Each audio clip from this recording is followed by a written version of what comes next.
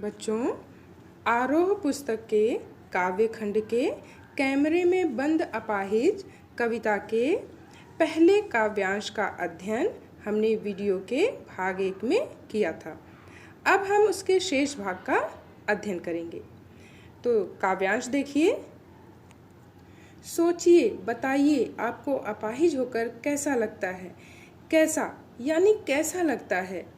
कोष्ठक में लिखा है, हम खुद इशारे से बताएंगे कि क्या ऐसा।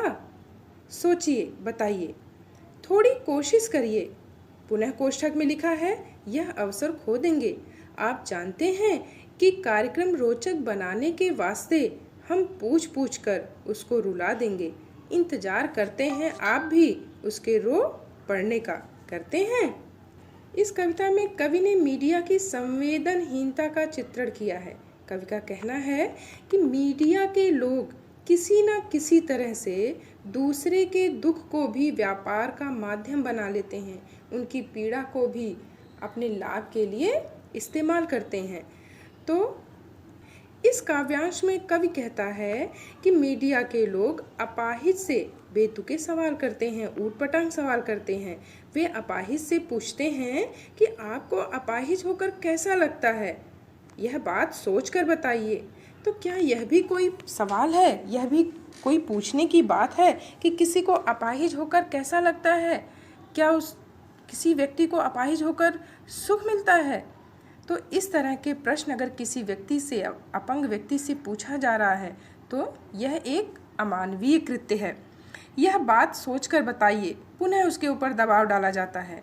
यदि वह नहीं बता पाता तो वे स्वयं ही, अर्थात जो कार्यक्रम का संचालक है वो स्वयं ही उत्तर देने की कोशिश करते हैं, अर्थात उस तरह के इशारे करके बताते हैं कि क्या उन्हें ऐसा महसूस होता है। साक्षात्कार लेने वाला संचालक, कार्यक्रम का जो संचालक है, वो पुनः कहता है अपनी बात पर जोर देते हुए, थोड़ा सोचकर और कोशिश करके बताइए। यदि आप इस समय नहीं बता पाएंगे तो यह सुनहरा अवसर खो देंगे। वह ऐसा इसलिए कह रहे हैं कि उस अपंग व्यक्ति को किसी भी तरह से समझाने का प्रयास कर रहे हैं कि आप अपनी पीड़ा का वर्णन इस कार्यक्रम में दर्शकों को बताइए, नहीं तो ये जो सुनहरा अवसर मिला है आपको दूरदर्शन पर आने का, यह अवसर आप खो देंगे।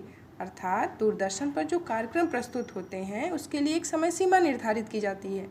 तो यदि उस समय सीमा के अंतराल में वह अपाहिज व्यक्ति अपनी पीड़ा का वर्णन नहीं कर पाता है तो उनके कार्यक्रम की असफलता होगी, उनकी टीआरपी नहीं बढ़ेगी, दर्शकों तक उसकी पीड़ा नहीं पहुंच पाएगी। तो इसलिए जो कार्यक्रम का संचालक है, जो साक्षात्कार ले रहा है, वो बार बार उस व्यक्ति के ऊपर दबाव डाल रहा है, किसी न किसी तरह से उससे कह रहा है कि आप यह अवसर खो देंगे, दूरदर्शन पर आने का अवसर आपको दोबारा नहीं मिलेगा। तो आप अपनी पीड़ा का वर्णन दर्शकों को बताइए, करिए। अपाहिज के पास इससे बढ़िया मौका नहीं हो सकता कि वह अपनी पीड़ा समाज के सामने रख सके। यह मीडिया वाले जो संचालक है, कार्यक्रम का जो संचालक है, जो साक्षात्कार ले रहा है, पत्रकार है, वह उसे समझा रहा है। मीडिया वाले कहते हैं कि हमारा लक्ष्य अपने कार्यक्रम को रोचक बनाना है, यानी किस तरह से हम अपने कार्यक्रम को रुचिकर बनाएं, और इसके लिए हम ऐसे प्रश्न पूछेंगे कि वो रोने लगेगा। अर्थात जो कार्यक्रम का संचालक है वो हर स्थिति में यह प्रयास कर रहा है कि वह अपाहिज व्यक्ति रो रो कर पर्दे पर अपना दुख बयान करे, क्योंकि वह अपने कार्यक्रम को रोचक बनाना चाहता है। और जब तक वह अपाहिज व्यक्ति अपनी पीड़ा का वर्णन नहीं करेगा, पर्दे पर नहीं रोएगा, तब तक दर्शक प्रभावित नहीं होंगे और उनके कार्यक्रम को टीआरपी नहीं मिलेगी। तो इसलिए वे इस तरह के बेतुके प्रश्न पूछ रहे हैं ताकि वह व्यक्ति रोने लगे। वे समाज पर भी कटाक्ष करते हैं। कवि कहता है कि समाज भी तो ऐसा है कि वह देखना चाहता है कि जो पीड़ित व्यक्ति बैठा हुआ है उसके अंदर कितनी पीड़ा छुपी हुई है। वह भी तो इंतजार करते हैं उस व्यक्ति के रोने का।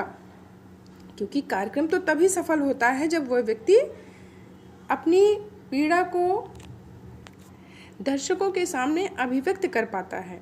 यह प्रश्न दर्शकों से नहीं पूछेगा, अर्थात यह एक नाटकीय कविता है, नाटकीय शैली में लिखी गई कविता है, तो यह प्रश्न कवि कर रहा है, अर्थात कार्यक्रम के दौरान यह प्रश्न दर्शकों से नहीं पूछा जाएगा, बल्कि कविता में समाज के ऊपर भी एक कटाक्ष किया गया है, एक व्यंग्य किया गया है कि समाज भी तो ऐसे कार्यक्रमों को जब देखता है तो समाज के लोग भी, कार्यक्रम देखने वाले जो दर्शक हैं वह लोग भी तो इंतज़ार करते हैं कि वह व्यक्ति अपनी पीड़ा का वर्णन करते हुए कब रो पड़ेगा, क्योंकि उनके कार्यक्रम की जो सफलता है वह इसी बात पर निर्भर करती है।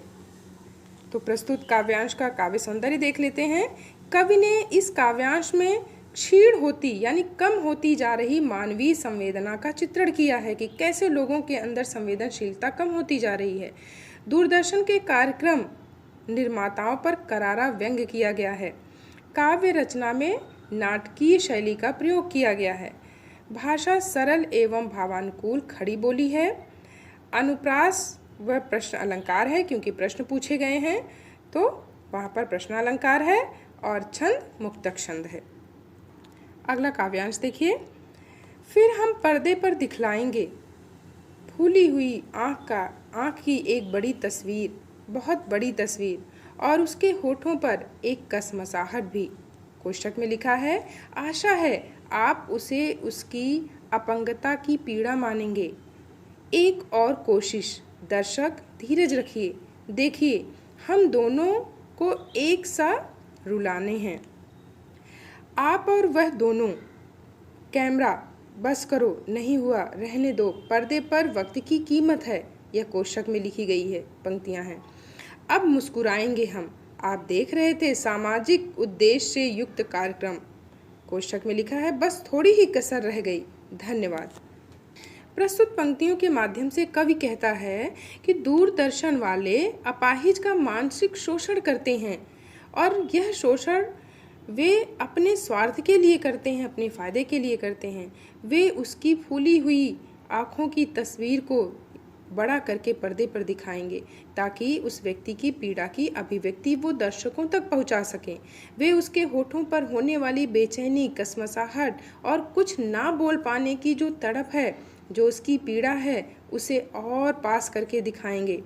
ऐसा करके वे दर्शकों को उसकी पीड़ा बताने की कोशिश करेंगे। वे कोशिश करते हैं कि वह रोने लगे।